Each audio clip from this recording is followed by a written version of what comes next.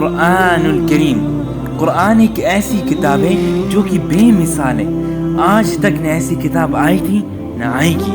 یہ کسی ساحر یا کاہن یا جادوگر کی طرف سے نہیں بلکہ دونوں جہاں کے مالک کی طرف سے تنزیل من رب العالمین. قرآن کی حقیقت کی سب سے بڑی نشانی یہی ہے کہ اللہ عز و جل نے پورے کائنات، انس جنس سب سے اوپن چیلنج کیا کہ اللہ کی قسم اگر پورے کائنات جمع ہو جائے تو بھی ایسی عظیم کتاب اتارنے کے نا قادر رہیں گے.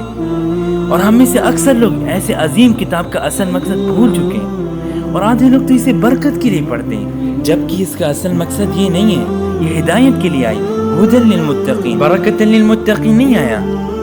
اور قرآن کو اللہ عز و جل نے اس لیے نازل کیا تاکہ انسان کا تعلق اپنے رب کے ساتھ مضبوط ہو.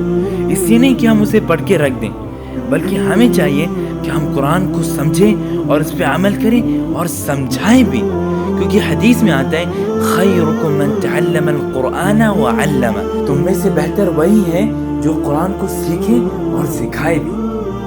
ہم اللہ تعالیٰ سے دعا کرتے ہیں کہ ہمیں ان میں سے بنائے جو قرآن کو سمجھتے ہیں اور اس پہ عمل کرتے ہیں اور اسے ہماری کامیابی کا ذریعہ بنائے.